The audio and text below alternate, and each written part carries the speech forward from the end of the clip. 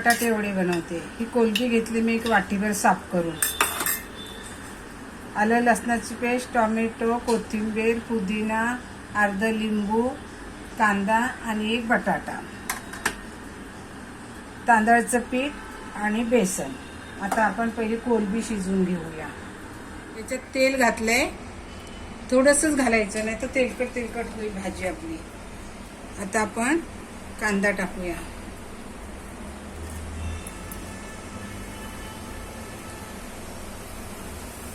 कांदा चांगला परतून घ्यायचा।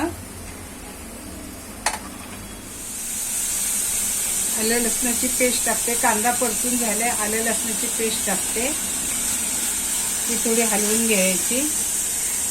टोमॅटो,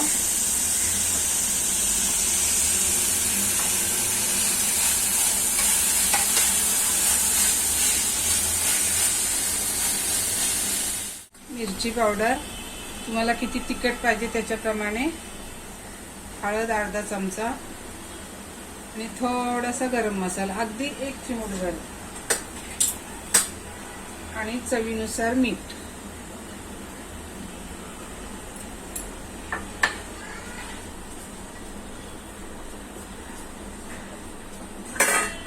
आता याला एक आपण वाफ काढूया। आता ही आपली कांदा टोमॅटो चांगला शिजलाय बघा, नरम झालाय। आता आपण ही कोलबी टाकूया।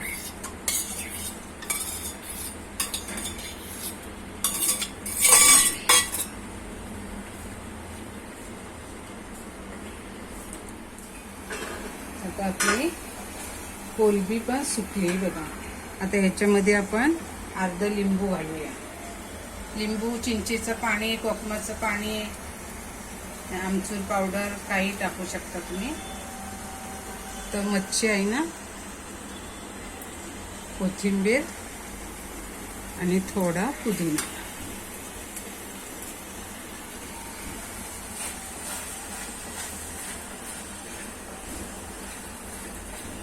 तर चांगले सुकं करायचं, हे हलवत राहायचं। ह्या स्टेजला आपण अजिबात भाजलं व्हायचं नाही, तर कोलबी खाली करपेल आणि तुमचे वडे आहेत ते करपट खाताना लागतील।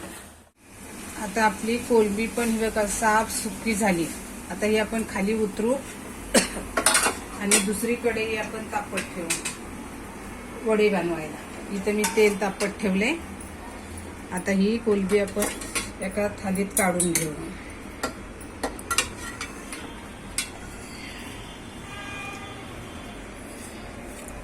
मस्त झणझणीत झाले, कलर किती छान आलाय बघा, असा कलर यायला पाहिजे। आता ही थोडी थंड करून घेऊया, तोपर्यंत आपलं तेल तापतंय। थंड झाली तोपर्यंत आपण हे पीठ भिजवून घेऊया वड्यांसाठी। हे बेसन आणि हे तांदळाचं पीठ। आता ह्याच्यामध्ये आपण थोडं ओवा टाकूया, 1 चमचा ओवा। आणि बटाटे वडे कुठचेही करो, त्याला थोडी आपण बडीशेप टाकले ना, अर्धा 1 चमचा, तर त्याला टेस्ट चांगली येते। थोडीशी हळद, चवीनुसार मीठ आणि थोडा हिंग, 1 चिमूटभर, आणि थोडंसं तेल घालूया।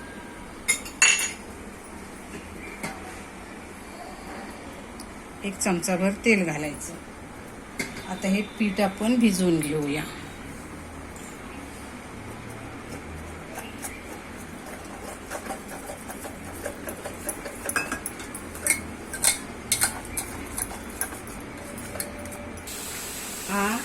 ही कोलबी आता आपली थंड झाली। आता आपण बटाटा त्याला चुरून घेऊया।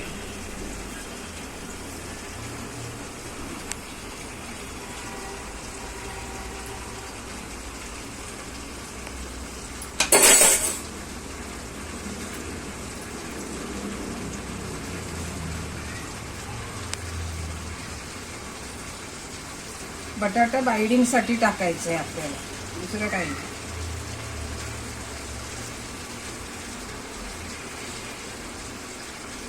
बघा कोलबी किती छान शिजली आहे ना। आता आपलं तेल पण तापलंय.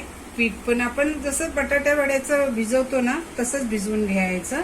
आणि वडे तुम्हाला कसे छोटे मोठे करायचे असेल ते करू शकता. आता मी इथे मध्यम आकाराचे केलेत वडे. छान लागतात. हा स्टार्टर किंवा जेवणाबरोबर नाश्त्याला तसंही तुम्ही खाऊ शकता. लगेच वडा टाकल्या हलवायचा नाही, नाहीतर तो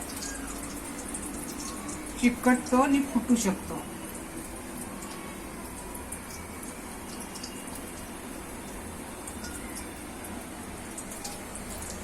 तेल चांगलं तापून द्यायचं. हे बघा असं गोल्डन कलर मध्ये हे आपण बटाटे वडे काढायचे.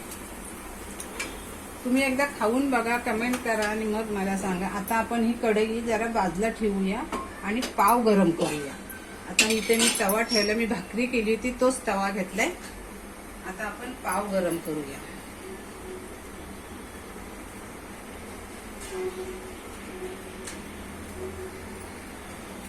माझ्या नातवाला गरम गरम खायला देते.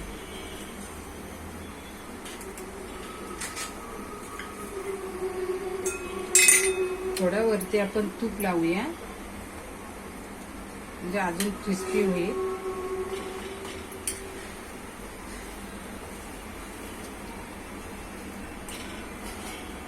तुपाने छान, नाही तर बटर. तेल लावलं तरी चालतो, असं काही नाहीये. तुम्ही आपल्या मुलांना द्यायचं चांगलं खायला तर मग तूप वगैरे लावते. तर मुलं आपलीच आहेत.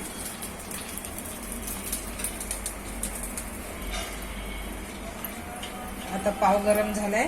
गॅस बंद करते आणि पाव घेते काढून प्लेटमध्ये. आता हा बटाटा वडा ह्याच्यामध्ये टाकायचा. ह्याच्यावर तुम्ही हिरवी मिरची, पुदिना, कोथिंबीर आणि मिरची याची चटणी जरी टाकली, नाही तर आपली वड्याची चटणी असते ना खोबऱ्याची, ती टाकली तरी चालेल. पण आमच्या मुलांना असं आवडतो म्हणून मी असं करून देते.